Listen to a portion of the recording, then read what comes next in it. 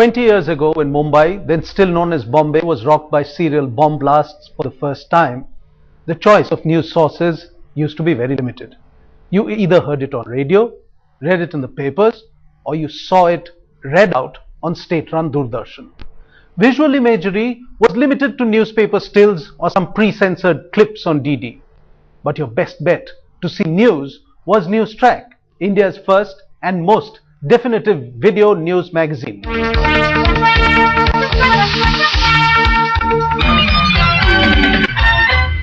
India Today Group's News Track video magazine was the only Indian private TV news producer who came onto the scene. And these visuals and reports that you will now see date back to 12th of March 1993.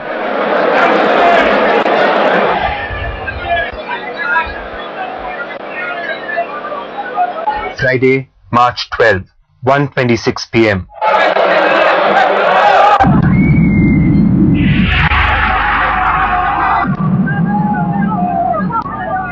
A few minutes before trading was to end at the Bombay Stock Exchange, a massive explosion ripped the 29-story building's basement parking area.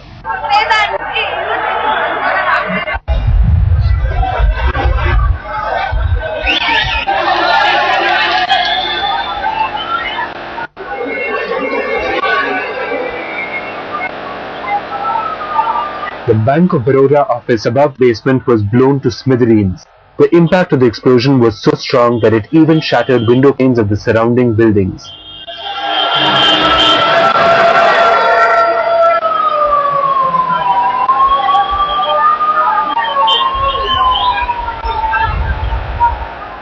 Seconds after the blast of the bomb, Dalal Street reverberated with the screams and cries of those trapped and injured.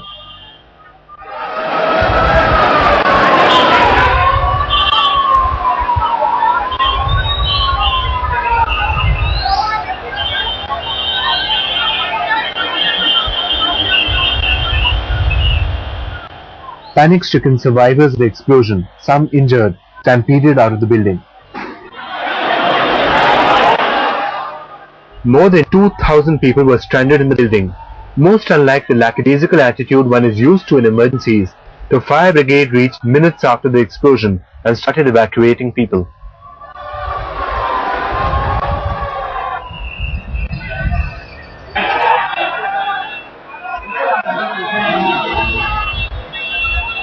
In a remarkable show of good Samaritanship, members of the public voluntarily took victims to the hospitals and donated blood in large numbers.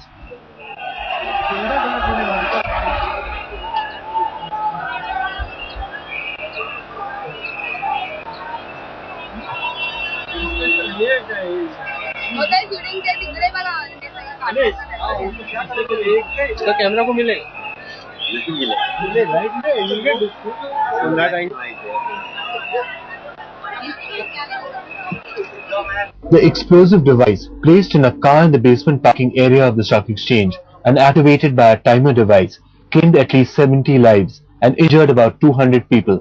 मेरी wife शाम को 6 बजे से आज तक अभी तक और रो रही है। वो बोलते हैं कि मेरा बेटा अभी आएगा।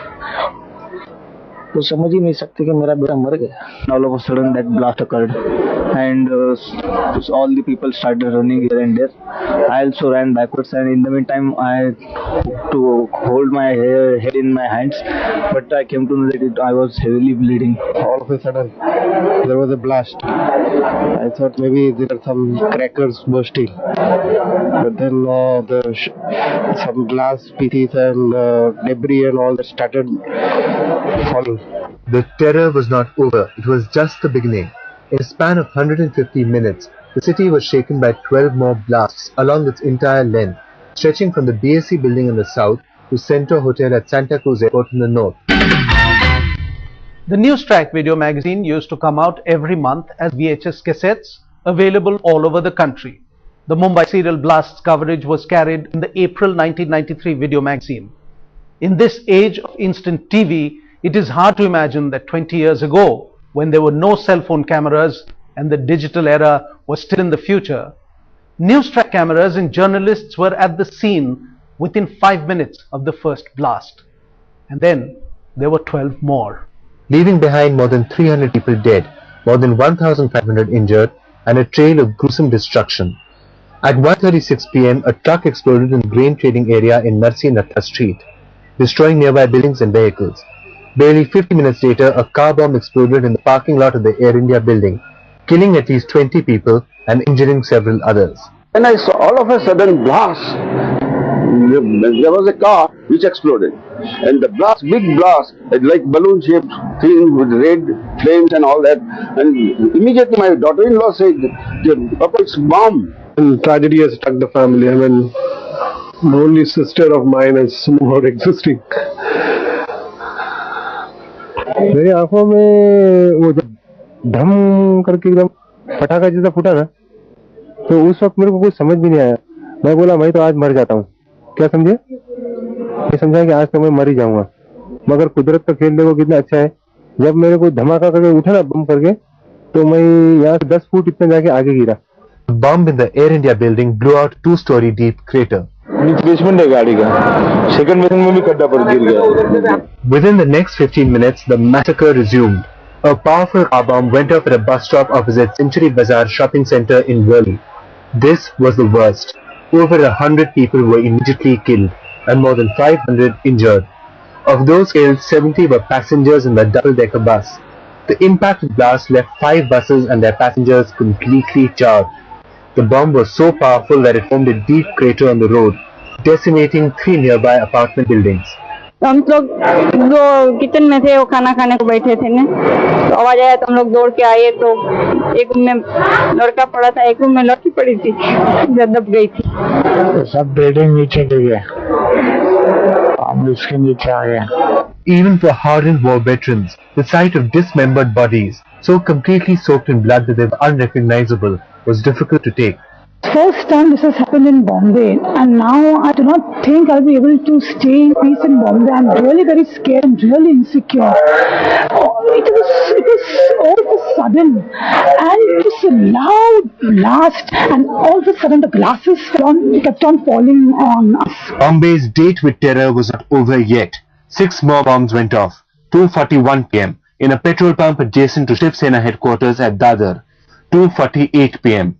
on the 3rd floor of the Center Hotel at Juhu, 3:05 p.m. in a scooter at Zaveri Bazaar, 3:16 p.m. in a car standing in the compound of Plaza Cinema, 3:50 p.m. in an 18th floor room at Siroc Hotel in Bandra, 3:55 p.m. the last one at the other Center Hotel at Santa Cruz Airport. It was a nightmare. We were all in our houses. We never even thought that the next minute we will be without a house. We all had to rush onto the roads. Then I saw that the road was full of smoke. You know, there were all buses and dead bodies and so much debris everywhere. Days after the 12th March serial blasts in Mumbai, there was another serial bomb scare in the city. But this time, the police were able to defuse several bombs before they caused any harm. Again, we dip into the Newstrack archives to show you the original and path-breaking news coverage from March 1993. A cloud of fear gripped the city, with people calling the police control room claiming that they had seen suspicious-looking articles throughout the city. While most of the calls proved to be false alarms, the citizens' alertness did help the police prevent a repeat of the 12th of March disaster. The police were able to defuse a bomb in an abandoned scooter in Zaveri Bazaar. You see, main precaution is to defuse the detonator, which is entangled with the pencil timer. We are diffusing that. We are dismantling detonator, and then we are proceeding further. Once we defuse this, then there won't be any this explosion. Who had placed these bombs? What was their motive? These were the questions that haunted the country as a frantic manhunt was launched. Concerted police efforts provided the vital clues: registration and chassis numbers of the cars used in the bombing, an abandoned Maruti van loaded with arms and ammunition, and 2 scooters with explosives wired to the ignition. 12th of March 1993 was a Friday, and the first blast took place at around 1:30 in the afternoon. In these past 20 years, Mumbai has been attacked by terror many times, and we have all heard about the resilience of this city. Mumbaikars had given proof of that resilience even then in 1993. This is what we found in the Newstrack archives on how Mumbai got back to business after the first serial blasts. In January, when the second wave of post-Ayodhya riots rocked Bombay, the city responded with a numbing mixture of amazement and trauma. But this time, resilience overcame trauma. Citizens came together as one to deal with the aftermath of the blasts. Chief Minister Sharad Pawar, who was reportedly reluctant to come back to the state, dispelled all doubts by his capable and decisive handling of the situation. In a determined attempt to demonstrate to the rest of the world that the country would ruthlessly pursue its economic activity, the shell-shocked Bombay Stock Exchange resumed its trading within 3 days. The opening of market today has restored a lot of confidence as far as the general public is concerned, as far as the broker community is concerned. Once we are in action, everything was forgotten. Had we been inactive, the shock would have continued for another 15-20 days. There was talk everywhere that at least 1 to 3 months the stock exchange will not start. But we accepted the challenge. Whatever their requirement, we fulfill in practically 24 hours. Unlike his lethargic, switched-off predecessor, Sharad Pawar demonstrated that he meant business. I will see in near future there is absolute normalcy, and we will restore the confidence of people of Bombay, and we will show to the whole world that you can see the same Bombay what was there prior to 6th of December. International terrorism, West Asian style, has made its advent through the gateway of India. As Bombay was limping back to normalcy, another bomb was triggered off, this time in the crowded center of another city, Calcutta. What these blasts have underlined is the fact that among the intelligence agencies, the right hand doesn't know what the left hand is doing. The need for a total update and revamp, as propounded by the Home Ministry, is only too obvious. Soon after the blasts of 12th of March 1993, Newstrack reporters had gone to many prominent Mumbaikars seeking their reaction on the very real issues and questions that the bombing threw up.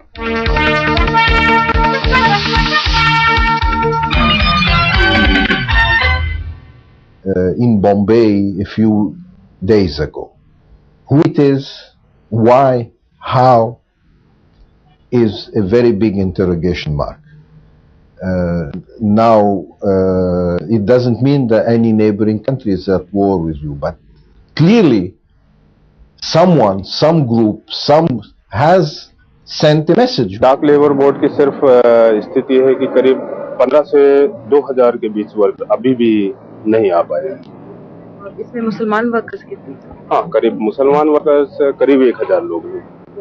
When a community like the Muslims are feeling that they have become God's unchosen children, that people are shunning them because they're frightened that the goons might come around and then they, poor people from whatever community, would be affected. It's like leprosy was in the old days. They become lepers, and I think it's very sad. Are Muslims going to be treated as second-class citizens in Bombay? No, I don't. I tell you, I agree. Right now, the feeling is that because really they have suffered a lot. But I'm also very optimistic in this way that I think the people of Bombay will not accept this, because majority of the people of Bombay are very cosmopolitan. The myth of Bombay being a melting pot of communities, cultures and values has been blown, and Bombayites have cried for their beloved city. Is it time to offer a requiem for the city? Suddenly one has to sit back and think whether one is an Indian any longer, and that psychological damage, I think, is much more than the loss of maybe some property. I predict for a while there'll be this tremendous amount of ferment, anarchy, and then eventually, I suppose, military dictatorship. Bombay will take a very, very long time to heal its wound that is inflicted on Bombay. But I have faith. I don't know, somehow I have faith in the people. It reminds me of that couplet, "Agar ye katha gazab hai कि आदमी इंसान नहीं होता." This is the tragedy of our times, that human beings will not be human, and this is what has happened. The cords binding Hindu-Muslim amity may have been stretched almost to breaking point in Bombay, but they will not break, predict the city's faithfuls. Even if the citizens of peace will it so, it may be a very long time indeed before people once again say, "Salam Bombay." More than 200 people lost their lives on 12th of March 1993. More than 1,000 were injured. 20 years later, there are many unresolved issues surrounding the Mumbai blasts of 1993, but the foremost amongst them has to be the continued absence of Dawood Ibrahim, the man who engineered the first serial bomb blasts of terror.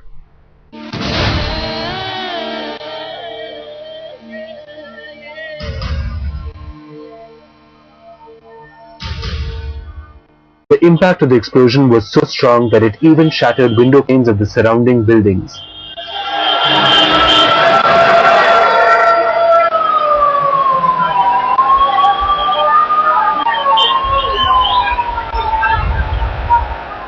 Seconds after the blast of the bomb, Dalal Street reverberated with the screams and cries of those trapped and injured.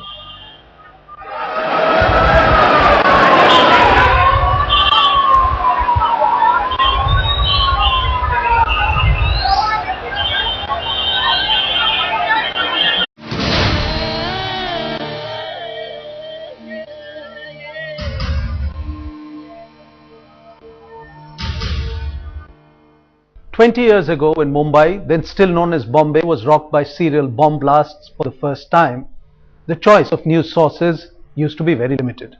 You either heard it on radio, read it in the papers, or you saw it read out on state-run Doordarshan. Visual imagery was limited to newspaper stills or some pre-censored clips on DD.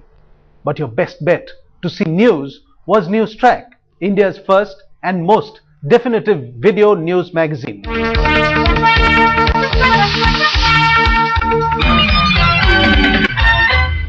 India Today Group's News Track video magazine was the only Indian private TV news producer who came onto the scene. And these visuals and reports that you will now see date back to 12th of March 1993.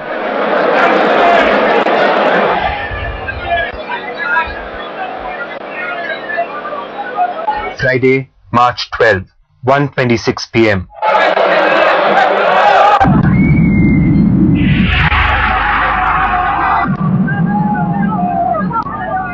A few minutes before trading was to end at the Bombay Stock Exchange, a massive explosion ripped the 29-story building's basement parking area.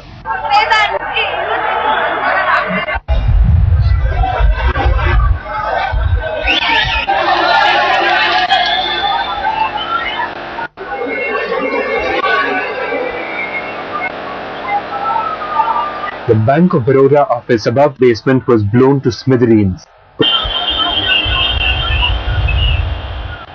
Panic-stricken survivors of the explosion, some injured, stampeded out of the building. More than 2,000 people were stranded in the building.